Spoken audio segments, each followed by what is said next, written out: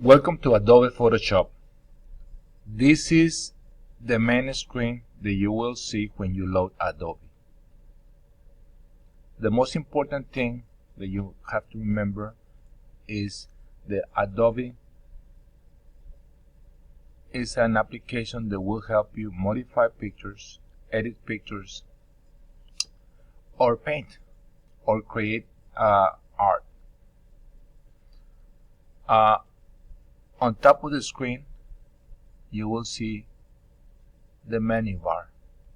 You have File, Edit, Image, Layer, Select, Filter, View, Window, Help. On the left hand side, you have the toolbar. The toolbar could be moved or could be closed. I don't recommend you to close it. Just leave it on the left. Okay, and I will explain each element to you. Okay. This is the rectangular marquee tool. This is to select things on your canvas. Okay. Now, the first thing that you do is you click on File, click on New, and you fill up this box. This is going to be the name of your masterpiece. Okay. I'm going to call it my first paint. Now, here you input the height and the width of your masterpiece. If you're going to be working on a portrait mode, it'll be 8.5 by 11 inches. If you're going to be doing landscape, like I'm going to be doing today, it's going to be 11 inches by 8.5, which is the standard size of a piece of paper. Color mode, RGB color, and the background, we're going to leave it white.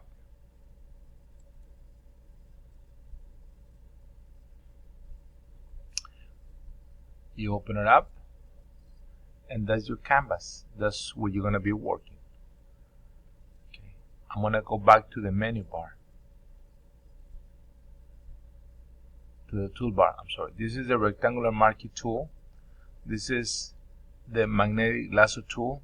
Now notice that on the toolbar you're going to have little arrows. That means that you have more than one tool.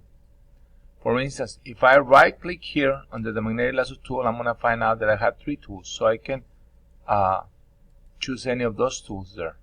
Okay, I like to have my magnetic lasso tool as the default. Okay, you have the crop tool. That's when you're going to crop something. The slice tool to slice layers. We'll talk about layers later. You have the spot healing brush. This is especially used when you modify pictures. The brush tool when you paint or modify pictures. Clone stamp tool. This is used to copy parts of the picture from one portion to another. Okay. This is the history brush tool. I'll explain to you later what it is used for. You have the eraser tool, the paint bucket tool, a smudge tool, dodge tool, pad selection tool, horizontal type tool, rectangle tool, pen tool, notes when you want to put notes or allocation, eyedropper, that's when you want to copy a specific portion of the painting used on your picture.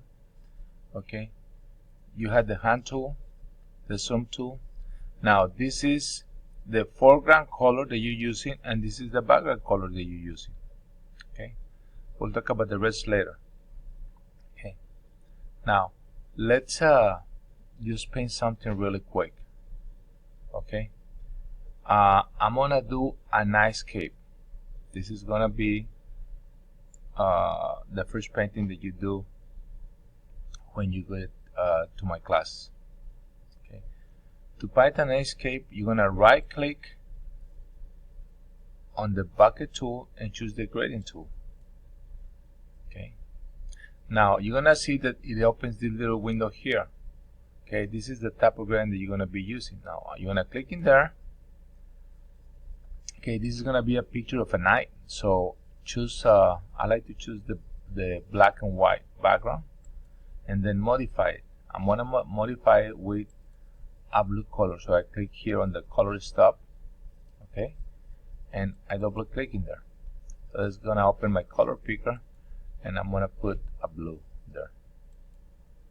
Okay, it took it for some reason. Okay, there we go. Okay, now I have blue. I'm gonna move the handle here, and I'm gonna add another handle, and I'm gonna select my color picker. Now I'm gonna take some kind of light sand color. See, I'm trying to create a landscape, which is a landscape at night. So I'll click OK, and then I'm gonna put my mouse on top and trace a line as straight as I can.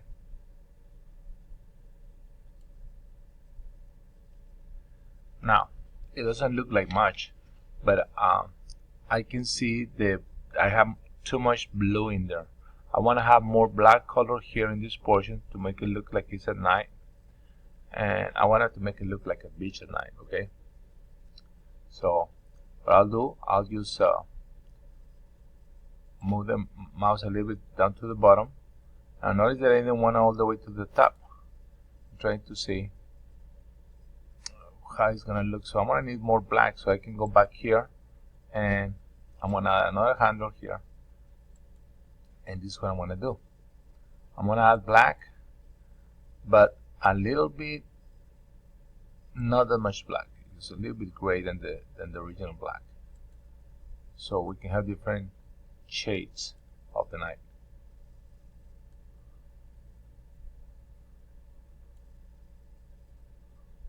Okay, I don't know if you can see this portion here, but it looks kind of grayish. So, okay, let me see. If I don't like it, I still have things that I have too much blue, so I'm gonna add more black. Now notice the tonality here. I'm going from black to gray to blue to brown, and I'm gonna retrace this thing again. That's much better. Okay, so now I have the color of the night on top, the color of the ocean, the color of the sand, and it's a matter of finding new elements. So now I'm gonna click on the brush here, and I'm gonna select a soft 100 brush or 200. This is the size of my brush in here. Now I haven't selected the color that I want, so I'm gonna go and select kind of a silver color for the moon. There we go. So that's my moon. Now I'm gonna go and select a different brush here, and there's a couple of brushes that I like. You might want to try it first if it is too big. It's called the Bright brush.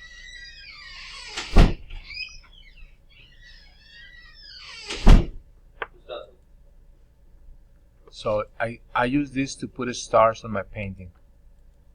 See, I'm putting little stars in there that you can use later. And remember, you can always go undo, and you can undo whatever you don't like. Okay, I put a bunch of stars there. Okay, now I'm gonna use a different tool here.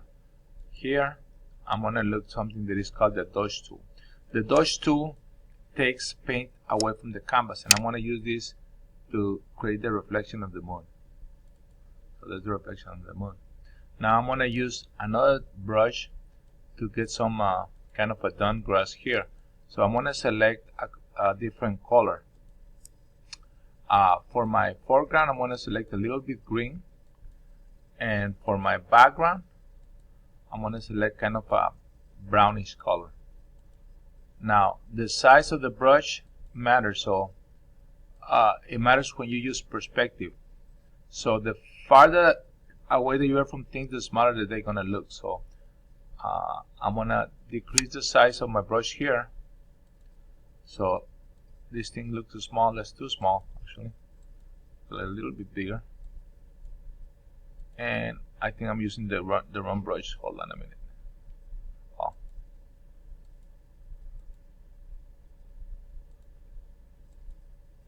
Yes, I'm using the wrong brush. So make sure to use the one on top, this one.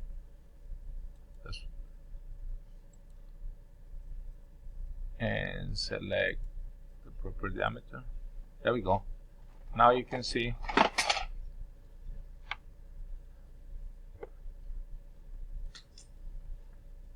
putting dune grass there. Now I'm going to select another one, and I'm going to vary the color a little bit, so I'll have different shades, different types, different type of grass also. Now the closer you are, the bigger things look.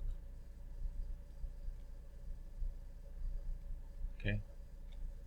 Now there is some other brushes that you can use, like this one, and I love to use that one, especially when you put like red and black or kind of a pink color,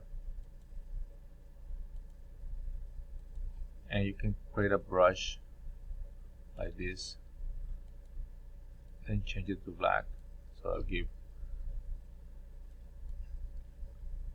some green, you know. I'll give you like kind of a brush in there. Okay.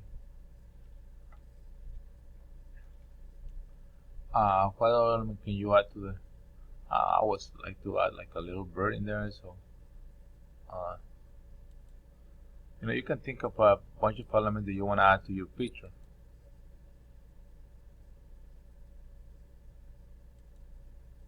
It's always a matter of trying. If something doesn't work, just use the undo. Should have been black.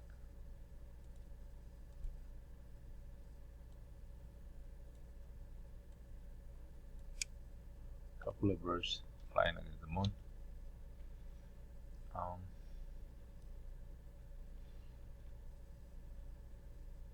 Well, I don't know how you want to call that, but you can call it whatever you want. You can use the text tool if you want to put some text to it.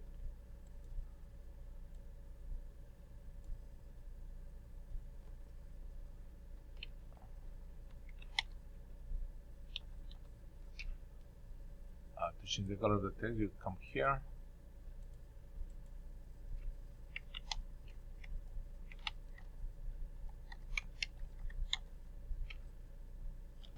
You can move it.